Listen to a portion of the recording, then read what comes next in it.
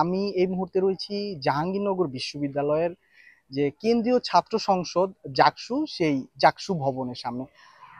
আপনাদেরকে যদি একটু জানিয়ে রাখি যে দেশের রাজনীতিতে বর্তমানে নির্বাচন একটি অন্যতম আলোচনার বিষয়। এরই মধ্যে আলোচনার টেবিলে উঠে এসেছে বিভিন্ন বিশ্ববিদ্যালয়গুলোর কেন্দ্রীয় ছাত্র সংসদ নির্বাচন।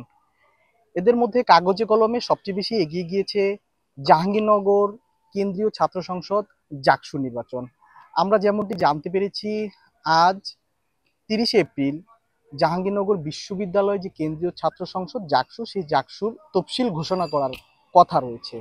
তো এই বিষয়টি নিয়ে আমরা দিনব্যাপী আসলে এই জাহাঙ্গীরনগর বিশ্ববিদ্যালয় ক্যাম্পাসে অবস্থান করছি এবং বিভিন্ন শিক্ষার্থী এবং ছাত্র যে সংগঠনগুলো রয়েছে সেই ছাত্র সংগঠনের নেতাকর্মী এবং বিশ্ববিদ্যালয়ের যে প্রশাসন, শিক্ষক, তাদের সঙ্গে আমরা কথা বলেছি এবং সেই বিষয়গুলো আসলে আপনাদেরকে এখন একটু জানানোর চেষ্টা করব। তো এই মুহূর্তে আমরা যে গণতান্ত্রিক যে ছাত্র সংসদ রয়েছে সেই গণতান্ত্রিক ছাত্র সংসদের কেন্দ্রীয় কমিটির যিনি যুগ্ম সাধারণ সম্পাদক এবং জাহাঙ্গীরনগর বিশ্ববিদ্যালয়ের 50তম আবর্তনের শিক্ষার্থী জিয়াউদ্দিন আয়াম, তার সঙ্গে একটু কথা বলার চেষ্টা করব। তো আপনাদের তো দীর্ঘ প্রায় 32 বছর পর এই জাহাঙ্গীরনগর বিশ্ববিদ্যালয় কেন্দ্রীয় ছাত্র সংসদ জাকসু নির্বাচনের একটি আসলে আলোচনা আমরা শুনতে পাচ্ছি। তো এই বিষয়টি নিয়ে যে সর্বশেষ যে পরিস্থিতি সেটা একটু আমাদের সাথে বলতেন।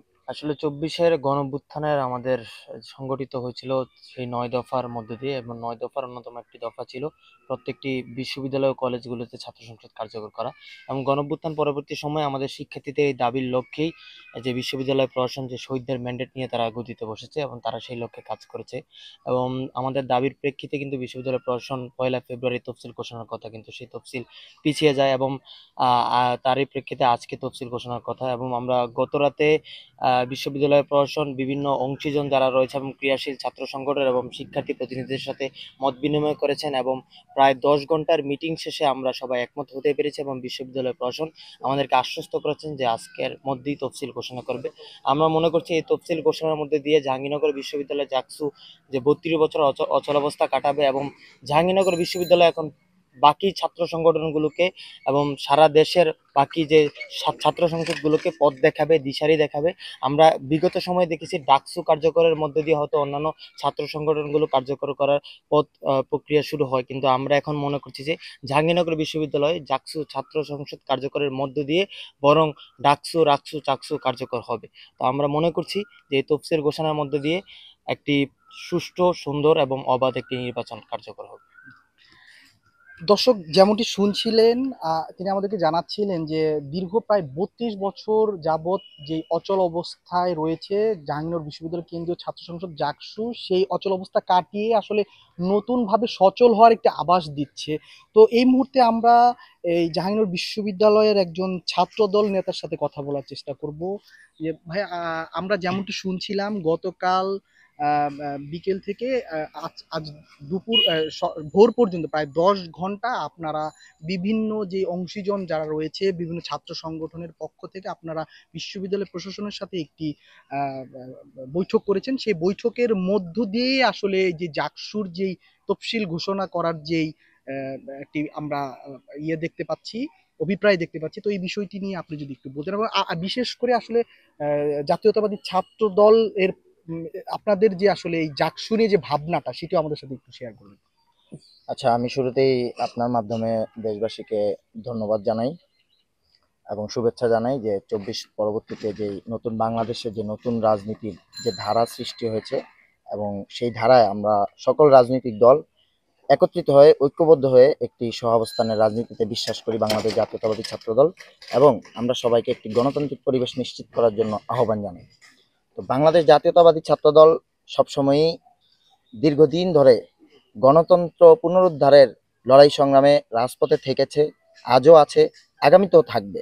তো জাকসু হচ্ছে বিশ্ববিদ্যালয়ে ছাত্রদের প্রতিনিধি নির্বাচিত করার একটি গণতান্ত্রিক উপায়। ছাত্ররা তাদের প্রতিনিধি তাদের রায়ের মাধ্যমে বের করে আনবে সাধারণ শিক্ষার্থী এবং সকল রাজনৈতিক অরাজনৈতিক শিক্ষার্থীরা। তো আমরা বাংলাদেশ জাতীয়তাবাদী ছাত্রদল প্রথম থেকেই এখন পর্যন্ত আমরা জাকসু চাই। তবে জাকসুর পাশাপাশি আমাদের আরও কিছু দাবি ছিল বিশ্ববিদ্যালয় প্রশাসনের প্রতি। যেহেতু 2000 শহীদের রক্তের উপর দিয়ে আমাদের এই প্রশাসন চলে এসেছে বাংলাদেশে। তো এই প্রশাসনকে আমরা শুরু থেকেই স্বাগত জানাই এবং তাদের কাছে আমাদের কিছু দাবি দেওয়া ছিল। সেই দাবি দেওয়াগুলোর মধ্যে অন্যতম হচ্ছে ফ্যাসিস্ট আওয়ামী লীগ এবং ফ্যাসিস্টদের যত সহযোগী আছে, ছাত্রলীগ থেকে শুরু করে যুবলীগ, তারা যে জুলাই হামলায় গণহত্যায় অংশ নিয়েছে এবং তার আগেও 15 বছরে দীর্ঘ যে স্বৈরশাসন কায়েম করেছে, তাদের বিচারের দাবি।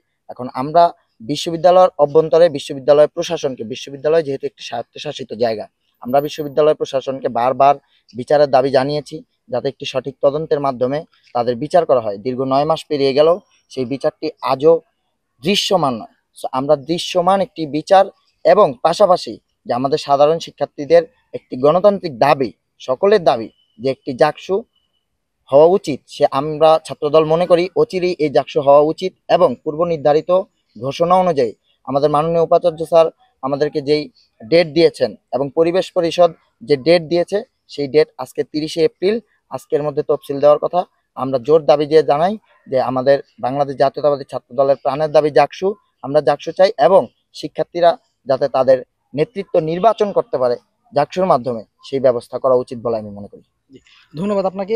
দর্শক, যেমনটি শুনছিলেন, আমরা একজন ছাত্রদল নেতার সাথে কথা বললাম। তিনি আমাদেরকে যেমনটি জানাচ্ছিলেন যে আসলে ছাত্র দলের পক্ষ থেকেও ওনারা আসলে এই জাহাঙ্গীরনগর বিশ্ববিদ্যালয় কেন্দ্রীয় ছাত্র সংসদ জাকসু যে নির্বাচন, সেটি তারা চাচ্ছে এবং তারা বলছেন যে এই নির্বাচনের মধ্য দিয়েই যে সুস্থ ধারার যেই ছাত্র রাজনীতির যেই নেতৃত্ব, সেটি আসলে ফিরে আসবে। তো এই মুহূর্তে আমরা তো কথা বলার চেষ্টা করব যে বৈষম্য বিরোধী যে ছাত্র আন্দোলন ছিল, সেই ছাত্র আন্দোলন জাহাঙ্গীরনগর বিশ্ববিদ্যালয়ের যিনি সমন্বয়কের দায়িত্ব পালন করেছিলেন নাজমুল হাসান লিমন, ওনার সাথে।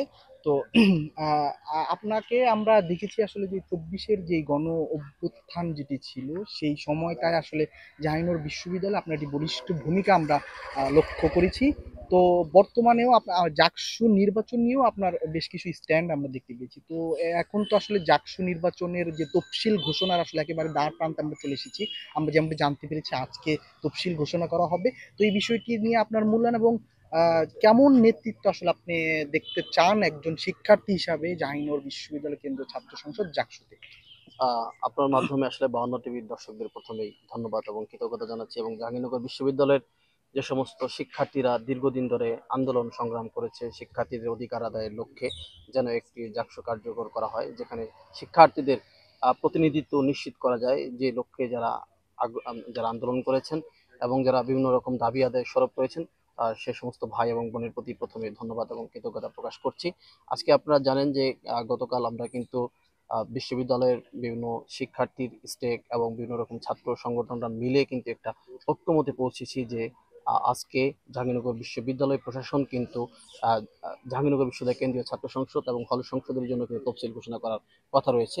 আমরা মনে করি জাহাঙ্গীরনগর বিশ্ববিদ্যালয় প্রশাসন যদি আজকের মধ্যে তফসিল ঘোষণা করতে পারে, তাহলে বিশ্ববিদ্যালয়ের জাহাঙ্গীরনগর বিশ্ববিদ্যালয়ের ইতিহাসে কিন্তু একটি ঐতিহাসিক সিদ্ধান্ত হয়ে থাকবে। এবং জাহাঙ্গীরনগর বিশ্ববিদ্যালয় প্রশাসন সবসময় কিন্তু বলে থাকেন, তারা গণ অভ্যুত্থানের মাধ্যমে, তারা গণ অভ্যুত্থানের পরে গণ অভ্যুত্থানের প্রোডাক্ট হিসেবে তারা জাহাঙ্গীরনগর বিশ্ববিদ্যালয়ে নেতৃত্বে এসেছেন।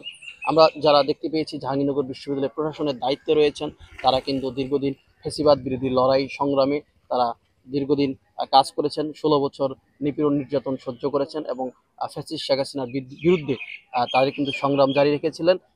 এবং বিশ্ববিদ্যালয়ে যত রকম অনিয়ম দুর্নীতি রয়েছে, তাদের বিরুদ্ধে কিন্তু আমাদের বিশ্ববিদ্যালয়ের অনেক শিক্ষক এবং আমাদের অনেক বিশ্ববিদ্যালয়ের অনেক শিক্ষকরা রয়েছেন কিন্তু তার নেতৃত্ব দিয়েছেন।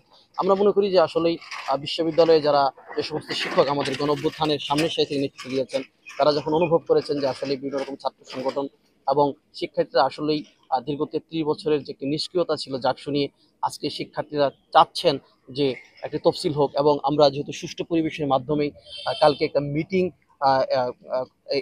ঐক্যমতে আসতে পেরেছি এবং বিশ্ববিদ্যালয় প্রশাসন হয়তো বা মনে করেছেন যে আসলে যেহেতু প্রত্যেকটা শিক্ষার্থীদের মাঝে একটা সহাবস্থান রয়েছে এবং তারা তফসিল দেওয়ার জন্য আজকে কিন্তু একটা প্রস্তাব করবেন আমাদের, এবং আমরা আশা করি আজকে জাহাঙ্গীরনগর বিশ্ববিদ্যালয় প্রশাসন আমাদেরকে তফসিল দেবেন।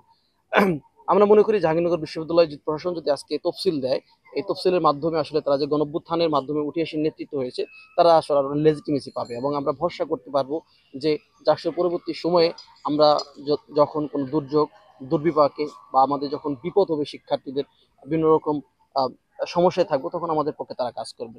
এবং আমরা শুধু এটাও বলতে চাই যে জাকসু তফসিল কিন্তু একটা আনুষ্ঠানিক প্রক্রিয়ার মধ্য দিয়ে থাকলে হবে না।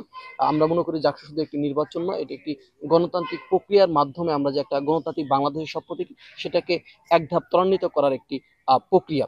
এবং আমরা এটাও লক্ষ্য করেছি যে 2000 এবং শুধু জাকসু তফসিলের মধ্যে সীমাবদ্ধ থাকলে হবে না, সেখানে কিন্তু আপনার মনোনয়নপত্র সংগ্রহ করতে হবে এবং আগামী দিনে কবে নির্বাচন হবে সে বিষয়ে তার স্পষ্ট করতে হবে। এবং আমাদের যে যারা জুলাই হামলাকারী রয়েছে তাদেরকে কিন্তু এই যারা মনোনয়নপত্র সংগ্রহের আগেই যেন আমরা বিশ্বতে পাঠানোর চেষ্টা করে যে যারা জুলাই হামলাকারী রয়েছে তাদের বিচার নিশ্চিত করার লক্ষ্যে। আমরা এটাও দেখেছি যে 2013 সালে কিন্তু জাহাঙ্গীরনগর বিশ্ববিদ্যালয়ের যিনি মাননীয় ভিসি ছিলেন অধ্যাপক আনোয়ার সাহেব, তিনি কিন্তু জাকসু নির্বাচনের উদ্যোগ নিয়েছিলেন, তফসিল ঘোষণা করেছেন।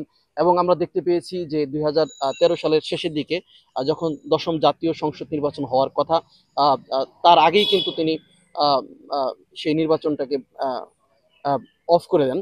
এবং তিনি সেখানে বলেছিলেন, আমরা ওই সময় দেখেছিলাম তিনি কিন্তু তফসিল ঘোষণা করেছেন এবং 425টি কিন্তু মনোনয়নপত্র সংগ্রহ করেছিলেন। আমরা শুধু তফসিল ঘোষণা করলেই যে আমরা আসলেই পজিটিভলি বিষয়টাকে নেব এরকম না। আমরা চাই না 2013 সালের মতো অধ্যাপক আনোয়ার সাহেবের মতো যেন শুধু তফসিল ঘোষণা করে মনোনয়নপত্র সংগ্রহ করে একটি শেষ সময় একটি কারণ দেখিয়ে কিন্তু যদি জাকসুটা বানচাল না করে দেওয়া হয়। সবাইকে ধন্যবাদ। জি, দর্শক যেমনটি শুনছিলেন তিনি আমাদেরকে বলছিলেন যে শুধুমাত্র ঘোষণাপত্রেই যেন থেমে না থাকে জাকসু নির্বাচন, এটি যেন আসলে একটি ফলপ্রসূ নির্বাচনের মধ্য দিয়েই জাকসুটা আবার সেই যে 32 বছরের যে অচল অবস্থা রয়েছে সেটি কাটিয়ে আবারও এই জাকসু ভবনের যে তালা সেই তালা খুলে নেতৃত্বের যেই পদচারণা সেই পদচারণায় যেন আবারও মুখরিত হয়ে ওঠে এই জাকসু ভবন।